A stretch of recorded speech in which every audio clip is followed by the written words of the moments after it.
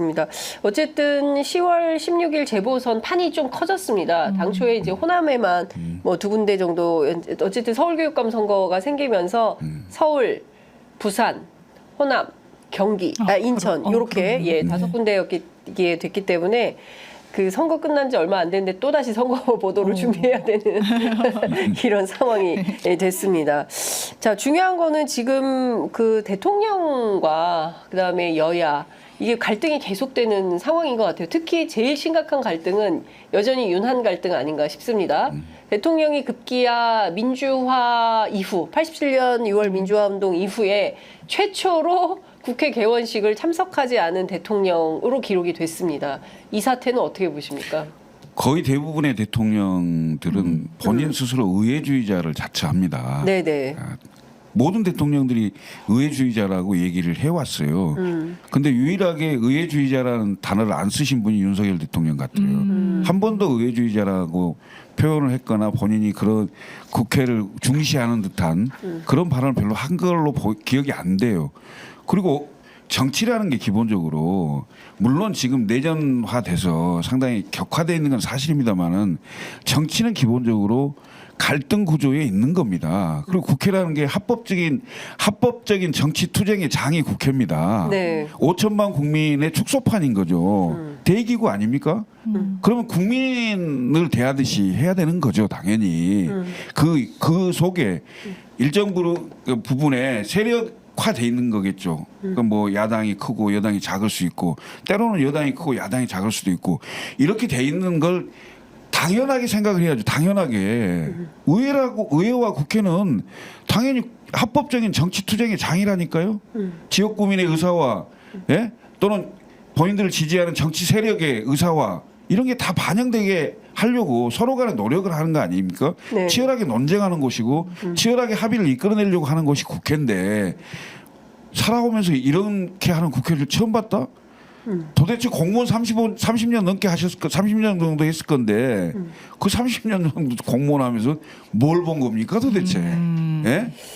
검찰에 있으면서 본인들의 의사가 정확히 관철되는 그런 것만 보고 커왔는지는 모르겠습니다만 이렇게 국회라는 곳이 치열하게 국민들의 삶을 한 걸음이라도 앞에서 네. 또는 뒤에서 밀고 당겨줄 수 있는 네. 그런 법을 만들고 법을 고치는 곳인데 당연히 치열하죠.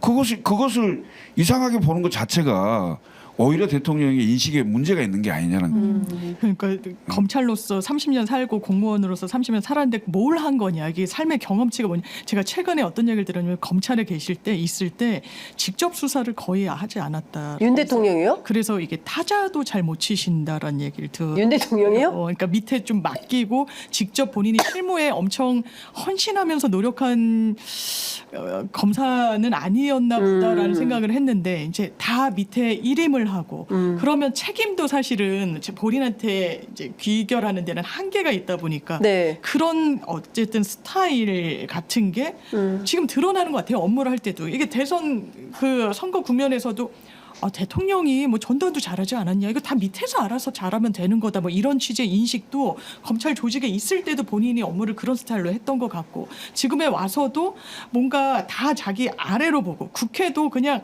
뭐랄까요, 좀 국민의힘에 대해서 평가할 때도 대단히 좀 야박하다는 생각을 했는데 선거 국면에서도 정신 못 차리는 뭐 이런 사람들, 그리고 폄훼와 정치에 대한 어떤 혐오 같은 게 기본적으로 있는 것 같아요. 전 국회에 대한 존중이 없다는 것도 그런 인식과 좀 맞닿아 있다는 생각이 들고 저는 진짜 너무 대통령이 의회주의자까지도 바라지 않고 검찰주의자에서 그냥 벗어났으면 좋겠다는 생각을 합니다. 네. 야, 타자도 잘 못 치면은 21세기에 어떻게 생활을 했을까? 네. 타자는 쳐야 되는데 타자는 초등학생들도 요새는 다 이제 교육을 받는데 그건 잘 모르겠습니다. 뭐 확인된 건 아니니까요. 대통령하고 타자 쳐보신 적은 없으시죠? 아니 술은 먹어봤는데요. 타자는 안 쳐봤어요? 아유, 기가 막힙니다. 그 대통령실 고위 관계자가 이런 얘기했습니다. 야당이 22대 국회 임기 시작하자마자 일방 독주하고 입법 독재까지 한 상태에서 국회 개원을 축하할 만한 국회인가?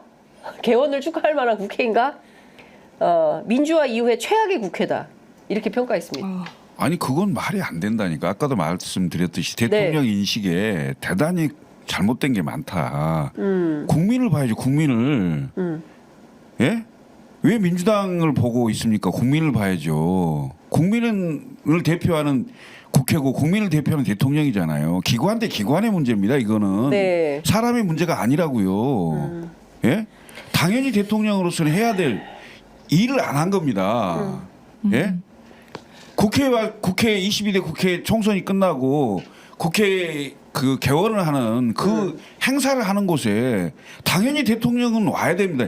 윤석열이기 때문에 안 오는 게 아닙니다. 대통령이기 때문에 와야 되는 겁니다. 이게 무슨 소리 하고 있는 거예요? 그러면은 도대체. 이 상황을 어떻게 국민들이 이해하고 받아들여야 됩니까? 나 기분 나쁘면 안 가, 밥도 안 먹어, 연찬회도 안 가, 심지어 국회 개원식도 안 가. 아니 그러니까 여당 내에서 네. 뭐 그건 1호 당원이라고 하고 수석 당원이라고도 하고 대통령은 같은 당내에 속해 안 갈 수 있어요. 네. 예? 그렇지만 국회는 다르다니까요. 국가기관이에요. 국가기관. 예. 예. 국회는 당연히 대통령이기 때문에 와야 되는 겁니다. 예? 야당이 다수기 때문에 올 수 없다? 이건 말이 안 되는 일입니다. 이건 국민을 무시한 행위예요. 여당 내에서 1호 당원이 연찬회 국회의원들 연찬회 하는데 안 갈 수 있어요. 당연히 그거야 뭐 당대표하고 또 갈등 관계 있을 수 있어요. 그건 표현할 수 있다고 봐요. 그렇지만 국회에 대해서는 네. 이건 아닌 거죠. 개원식인데 네. 당연히 와야죠. 예. 대통령으로서 해야 할 일을 안 한 겁니다. 이거는 국민을 무시한 행위입니다. 직무유기예요? 당연하죠. 윤석열 대통령이 그러니까 국회 개원식 불참은 직무유기다. 그거에 해당된다고 봐야죠. 예. 왜 안 합니까? 대통령으로서 당연히 해야 될 일을 안 하는 거죠. 네. 자, 방금 속보 들어왔습니다. 추경호 원내대표가 민주당이 제3자 추천 특검 발의를 예고했는데 우리 당 그러니까 국민의힘 입장에는 변화가 없다.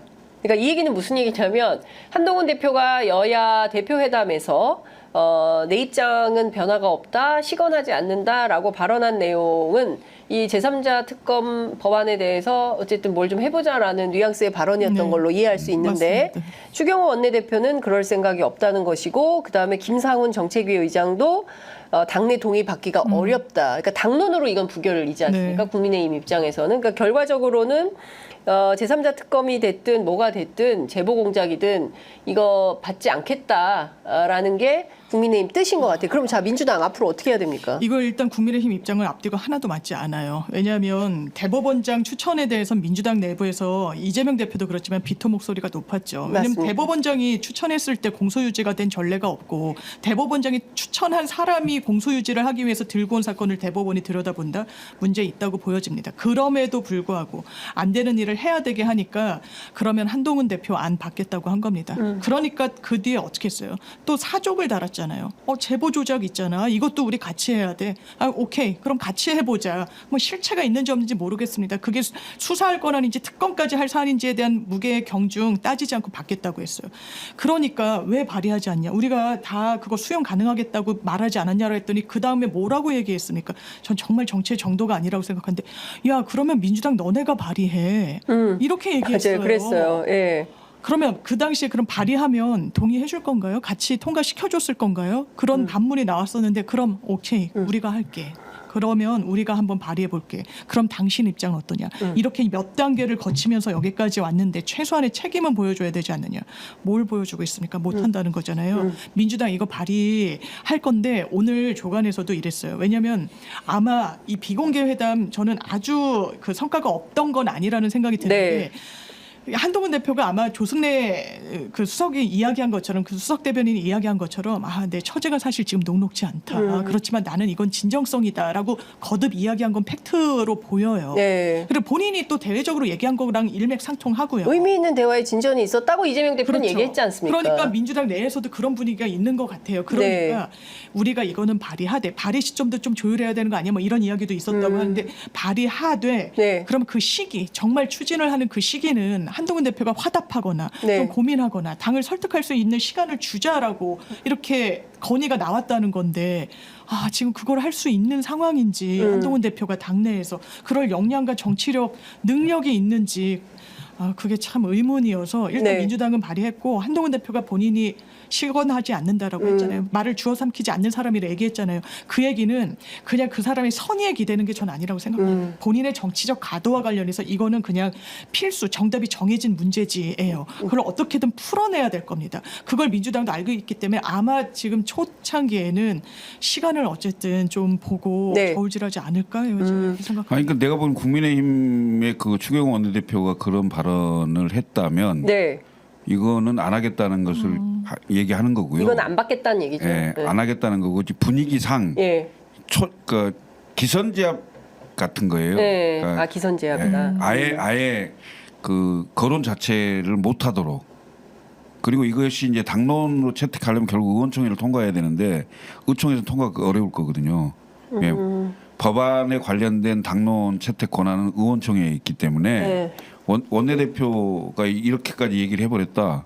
그거는 제3자 특검은 추진하지 않겠다. 받지 않겠다라는 게 국민의힘의 입장이 된 거죠. 네. 네.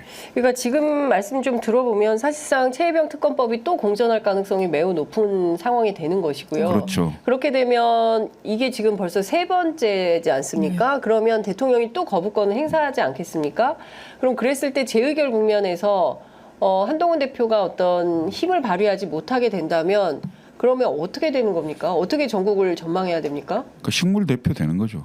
한동훈 대표가 식물 대표가 되는 거다. 식물 대표 되는 거죠. 자리 왜냐면 보전 아까 말씀드렸잖아요. 10월 16일 10월 16일보다 땡겨질 것 같은데 그러면? 뭐 그럴 가능성도 배제할 수 없는 예, 상황이고. 예. 그러니까 이게 제3자 특검법이 본인이 주장을 했던 거고 본인이 하겠다고 얘기하고 예. 끊임없이 변화 없다고 얘기를 했는데 네. 결국은 당 내에서는 그 의견이 전혀 받아들여지지 않는 상황이 되고 있잖아요. 네네. 그러면 결국은 뭐 대표로서 리더십은 없는 상태인데 식물 대표죠. 자리만 지키고 있으면 뭐합니까?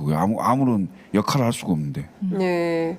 진짜 그 자리 보전이나 하는 상황이 된다고 하면 그러면 사실은 상당히 심각한 위기가 또 되고 국민의힘 내분 사태가 더 커지겠는데 결과적으로는 그런데 뭐 이제 한동훈 문제는- 세력화가 안 되기 때문에 한동훈 대표가 쫓겨나는 방식이 되는 거 아니에요? 그러면 또? 그럴 가능성이 크죠. 근데 한동훈 대표가 고의 쫓겨나겠냐 이거죠 또.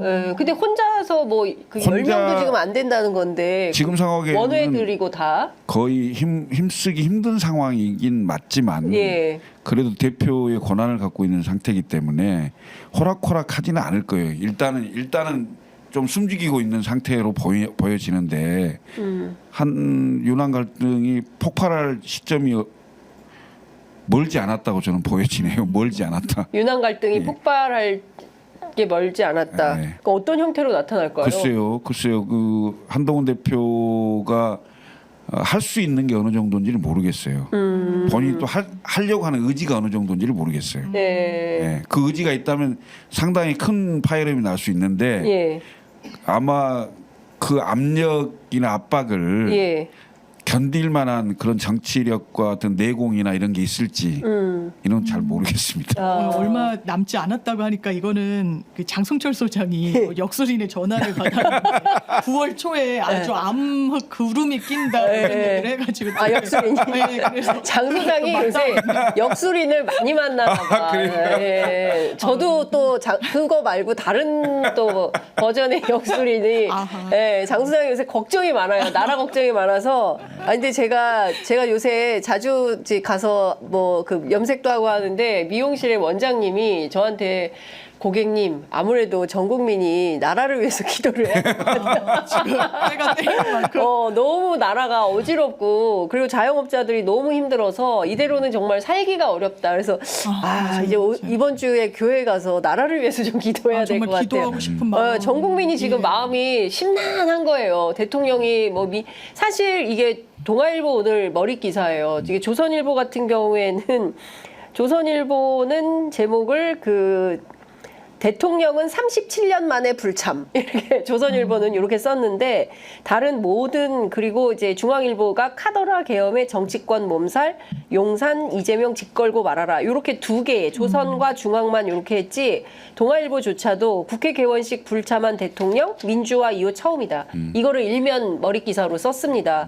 그러니까 그래도 동아일보는 판단을 잘하는 것 같습니다. 그런데 중앙하고 조선은 좀 그렇죠. 예, 아, 좀 그렇습니다. 저는- 지금 이렇게 제목을 뽑으면 안 됩니다. 이 정세에서는 정말 국가와 국민과 보수적 관점에서 국익을 생각해서 언론으로서의 자기 기능과 역할을 해야지 이렇게 빠져가는 것은 매우 곤란하다. 이거 좋은 언론의 태도가 아니다라는 점을 지적을 하고 싶습니다. 제가 동아일보 말씀 주시니까 네. 최근에 되게 김순덕 칼럼을 엄청 네, 재밌게 읽으셨어요? 근데 네. 마지막 구절이 되게 와닿았어요.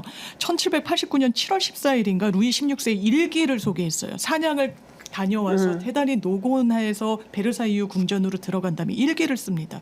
오늘 아무 일도 없었다. 근데 1789년 그 날은요. 일기를 쓴 날은 프랑스 혁명 발발일이에요.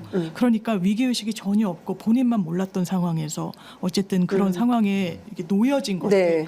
그것을 상당히 의미심장하게 배치를 했더라고요. 그 네, 칼럼에서. 네, 네, 예. 아니, 저는 대단히 동아일보에 대한 비토 목소리가 많다고 하던데 그 용산 내부에서 네. 아니, 정말 새겨들어야 될 칼럼이 아닌가 생각했습니다. 지금 의료 대란이 딱 그렇지 않습니까? 아 여러분 병원 가보세요. 현장에 한번 좀 가보십시오. 기자들한테 그 신문 좀 보세요. 예? 그리고 경제 잘 돌아갑니다. 수출 잘 돌아가죠. 내수가 엉망이지 않습니까? 지금 보면 가는 데마다 공가고 돈 쓸 돈이 없잖아요. 그러니까 내수가 이렇게 심각하면 최소한의 마중물이라도 투여를 해서 네. 뭔가 좀 이게 돌아갈 수 있게 그걸 만들어야 되는데 수출 잘 되는데 뭐가 문제인데 이런 인식을 대통령이 하고 있고 네. 개원식도 안 가, 뭐 기분 나쁘면 밥도 안 먹어, 뭐 이런 태도니까 국민들이 불안한 거다. 거기다 개헌 문제까지 나오지 않았습니까? 그러니까 더 국민들이 왜냐하면 그동안 전혀 생각하지 못했던 이진숙 씨 같은 경우에는 사실 캠프에서도 비토를 놨던 인물이라면서요. 아유 거기까지 가면 안 돼라는 거였다는 거잖아요. 근데 그 이진숙을 방통위원장에 김문수 씨를 노동부 장관에, 김용현을 국방부 장관에, 그 다음에 누구죠? 저기 김형석을 형석. 김형석을 뉴라이트 기념관장이네. 독립기념관장. 독립기념관장. 아니, 뉴라이트 기념관장이야. 죄송합니다, 시청자 여러분. 예, 독립기념관장입니다. 예, 이거 말이 됩니까? 그게 이렇다는 거예요. 지금 대체로 네. 그 국정운영 지지율이 20% 초반대에 머무르고 있잖아요. 그러니까 사실상 공무원들이 일을 안 합니다. 일을 할 수가 없어요. 그리고 예를 들면 그 고위직이 명령을 하잖아요. 그러면 앞에서는 예 그러고 일을 할 수가 없어요. 왜냐하면 정권이 바뀌어서 나중에 어떤 법적인 제재가 들어올 수도 있다고 불안하기 때문에 네. 믿고 일을 할 수가 없습니다. 이런 상태거든요. 그렇죠. 그러면 국가 운영이 안 되는 거예요. 그리고 참. 지금 이제 그 장차관 하실 분들, 장관 하실 분들 많이 아마 요청을 할 겁니다. 네. 근데 대부분 다 거절을 당할 거예요. 네. 이 정부에 몸담고 싶지 않다. 자기의 명예에 손상이 된다. 이런 생각을 많이 하신다는 거죠. 그래서 결국 시킬 사람이 많지 않은 상황이고 두 번째는 진짜 생각이 그런 사람이 가야 그나마 부처를 장악을 하고 일을 시킬 수 있다는 거예요. 그래서 극렬한 사람들이 국민들 앞에서는 국민들이 봤을 때는 뭐 저런 사람까지 시켜야 돼? 이런 사람들밖에 없는 겁니다. 지금 예. 예. 그러니까 할 사람이 없으니까 자기들도 좀 좋은 사람 쓰고 싶은데 없죠. 손 드는 사람이 없으니까 그러면 너라도 와. 뭐 이런 모시려고 거예요? 하는데 다 다 싫다. 아유 노노노노. 예. 혹여라도 책임질 일 예. 생길까봐 여기 혹시 잘못 엮였다가 나중에 감옥 갈 수 있다 이런 생각하는 거예요. 그렇죠. 예. 아니 저는 어제 어떤 분이 놀라운 지표 이거는 뭐 공신력이 있는 건 아닌데 보수 유튜버들은 이제 한동훈 대표 때 싹 다 돌아섰다는 거고 많이 네. 비중으로 따졌을 때 그래서 김문수라는 후보가 되게 저는 어쨌든 임명장도 부여됐으니까 이제 장관이 됐는데 낯선 거예요 대단히 근데 이게 정말 거의 오른쪽으로 치우쳐서 너무 극단으로 가 있는 사람을 보고 대통령께서 정치하시는 게 아닌가라는 생각이 드는 게 김문수 장관한테 거는 기대감이 커져서 한동훈과 김문수와 한동훈 중에 누가 대통령이 돼야 되냐는 설문조사를 어쨌든 보수 유튜버에서? 에서 돌렸는데 거의 70% 이상이 김문수 거의 10%도 안 되는 야. 이 시청자들이 네. 구독자들이 한동훈 아 그게 상당히 유의미한 보수 유튜버예요? 큰 데라고 큰 데예요? 예, 예. 아니 그러니까 대통령 입장에서 아마 계속 그렇게 고립무원 상태로 더 몰리는 상황이 될 거예요. 네. 왜냐하면 지금 있는 지지율마저도 빠지는 상황이 생기면 본인도 자리에 굉장히 위태로움을 느낄 거기 때문에 지금 현재 한 20%의 하여튼 극렬 지지자 대통령을 지지하는 이 지지자를 놓치지 않으려고 할 겁니다. 그래서 대통령의 발언이 일반 국민들 입장에서는 무슨 대통령이 저런 발언을 해? 왜 8.15 기념사에서 일본 얘기는 않고 뭐 이상한 얘기만 해? 이렇게 느끼는 거예요. 네. 느낄 수밖에 없는 발언이 나오는 겁니다. 그렇습니다. 예, 그 20%에 만족시키려면. 네. 그러니까 저는 기자회견 내용 중에서도 사실 우리 언론들이 세게 비판을 안 하고 그냥 넘어가던데 저는 제일 이해할 수 없었던 게 뭐였냐면 대통령 발언 가운데 마치 우리가 독립전쟁을 해서 얻은 광복이 아니지 않습니까? 이게 뭐 일본이 뭐 저기 패망해서 그 얻은 광복이다. 이게 뉴라이트 사환이지 않습니까? 이게 식민지 근대화론이고 일본이 전쟁에서 졌으니까 스스로 알아서 나간 거지. 우리가 뭐 독립전쟁을 해서 얻어낸 광복은 아니지 않아? 라는 식의 사관을 그게 뉴라이트 사관이고 그게 위험한 사관인 건데 그동안의 독립운동의 역사를 송두리째 부정하는 그런 발언인 거거든요. 이거는 헌법 정신을 부정하는 거예요. 왜냐하면 헌법 정신은 뭐 우리 변호사님 너무 잘 아실 텐데, 예, 3.1운동과 임시정부의 법통을 이어받은 게 우리 헌법이에요. 근데 대통령이 그런 발언을 하고 있다? 이거 뭐지? 이런 생각이 드는 겁니다. 예. 의도가 있는 거라고 봅니다. 그 뿌리가 허약한 역사적인 근거가 미약한 보수에게 필요한 거는 1948년 건국절이거든요. 네. 우리가 만들었다. 대한민국의 시초는 우리 손으로 만들었다. 1919년 임시정부 세금을 걷기를 했냐 사람들한테 법을 만들어서 배포를 하기를 했냐 무슨 의미가 있냐 48년이 찐이다. 진짜다. 본인들의 근거지를 거기다 갖다 대면서 어떤 가치를 점유하려고 하는 거 같은데요. 네. 그래서 김영석 이런 사람들이 그냥 나오는 돌출적인 사람들이 아니라는 생각이 드는 거고 이건 일본 또 기업들의 후원을 받는 이런 그렇죠. 연구 단체들과 예. 얘기 다 있어서 이건 대단히 우리 국민들이 아주 예민하고 과민하게 들여다봐야 되는 사안이다. 이런 게 돌출적으로 나올 때마다 항상 잘라주고 제동을 걸어줘야 된다고 네. 생각됩니다. 알겠습니다. 지금 민주당에서 강유정 대변인이 원내대책 후 기자들하고 브리핑을 가졌는데요.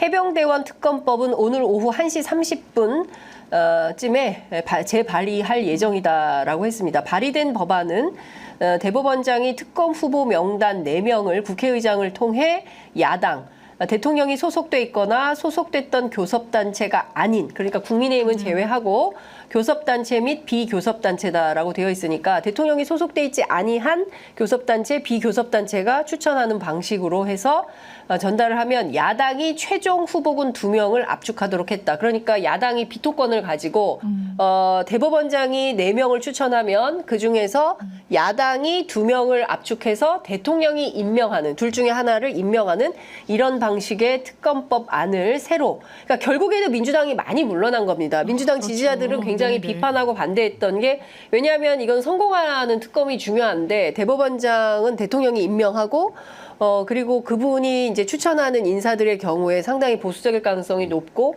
결국에 성과가 없는 특검이 됐을 때 이거 왜 했냐라는 비판이 나올 수 있어서 굉장히 저하고 특히 이제 장경태 의원 같은 경우에는 굉장히 비판적인 이런 시각이었는데, 그럼에도 불구하고 한동훈 대표가 원하는 방식으로 대법원장이 추천하는 형태로 특검법안을 만들어서 지금 나온 건데요. 이게 과연 어떻게 될 것인가, 그것도 문제인 것 같습니다. 일단 그 발의가 되면 네. 본회의는 통과하겠죠. 왜냐하면 과반수니까. 근데 이제 대통령 거부권은 예정돼 있는 거고 네. 대통령은 특검 자체를 하기를 반대하는 거 아니에요. 그러니까 그렇죠. 특검 자체를 하지 마. 자체를 반대하는 상황이기 그러니까 때문에 지금 특검의 티귿, 의료개혁의 이응 나오면 경로한다는 거죠. 그래서 아마 거부권 행사할 거고 네. 재의결 절차에 들어갈 건데 그때 과연 한동훈 대표의 태도가 어떨 것인가가 굉장히 중요하고 그다음에 네. 한동훈 대표가 당시 그러니까 그때 상황에서 네. 그 본인이 의지가 있다면 몇 명이라도 설득할 수 있을는지 뭐 이런 상황이 처하게 되겠죠. 네. 하여간 이 참 특검법의 운명과 한동훈의 운명이 거의 같이 가는 상황이 될 수도 있죠. 그렇군요. 네. 하여간 지금 상황에서는 매우 녹록지 않고 있다. 녹록지 않다. 그리고 저희가 보도하는 입장에서도 참 이게 뭔가 효능감 있는 정치가 되어야 되는데 그러지 못하는 점이 참 안타깝고요. 아쉽습니다. 한 가지 더 아쉬운 것은 저희가 동접이 한 10,000명이 넘었으면 좋겠는데 9,000에서 안 넘어가고 아 그래요? 다시 또 8,700으로 떨어져가지고 아이고. 네, 좀 더 기대를 해보도록 하겠습니다. 네. 오늘 두 분 말씀은 여기서 마무리하도록 하고요. 저희가 또 연락을 드리도록 하겠습니다. 오늘 말씀 잘 들었습니다. 고맙습니다. 감사합니다. 네.